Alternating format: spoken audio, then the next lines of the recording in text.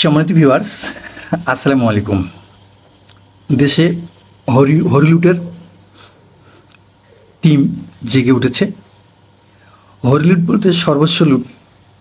যে ক্ষমতায় আছে, যাকে যে স্থানে বসানো হয়েছে, যাকে যে ক্ষমতায়ন করা হয়েছে, স্ব স্থান থেকে স্ব পদ্ধতিতে নিজস্ব স্টাইলে নিজস্ব কায়দায় সবাই দুর্নীতিতে ব্যস্ত। বাংলাদেশ এমন একটা দেশ হয়ে গেছে, যে দায়িত্ব পায়নি সে দুর্নীতি করতে পারেনি। তার মানে সাধারণ মানুষ কোনো দায়িত্ব পায়নি, তাই সাধারণ মানুষের দুর্নীতি করার সুযোগ হয়নি। যাই হোক, এটা কোন ধরনের ট্রেন্ডিং ভাই বলুন? যে দেশে 95% লোক মুসলমান, সে দেশে এত হরিলুট কেন? যে দেশের 95% লোক মুসলমান, অবশ্যই সেটা সাচ্চা মুসলিম কান্ট্রি। তাই ইসলামে এমন কিছু বলা আছে, কি করা যাবে কি করা যাবে না সেসব না হয় নাই মানলাম, ন্যূনতম হুঁশ তো থাকা দরকার।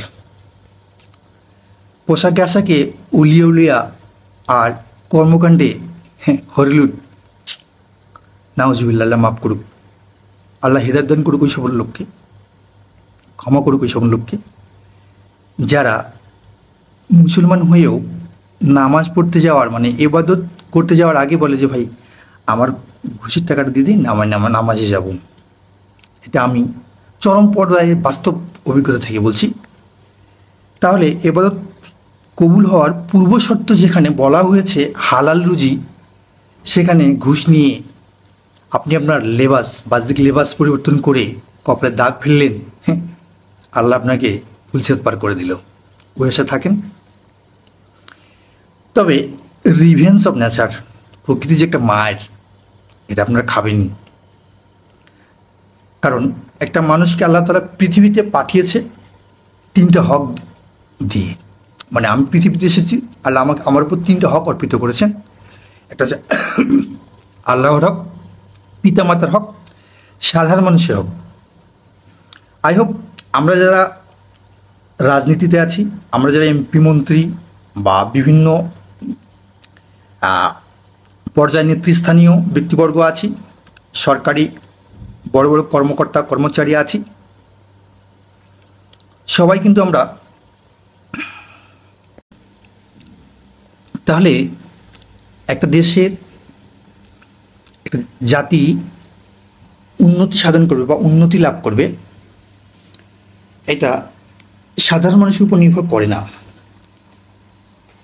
এটা নির্ভর করে পুরো দেশের নেতৃস্থানীয় ব্যক্তিদের উপর, দেশের সরকারের উপর।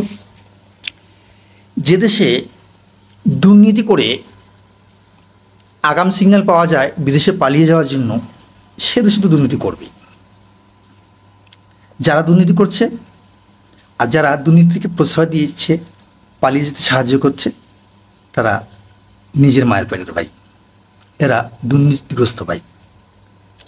একটা দেশকে সামনে এগিয়ে নিয়ে যাওয়ার জন্য ডাক্তার, ইঞ্জিনিয়ার, রাজনৈতিক ব্যক্তিত্ব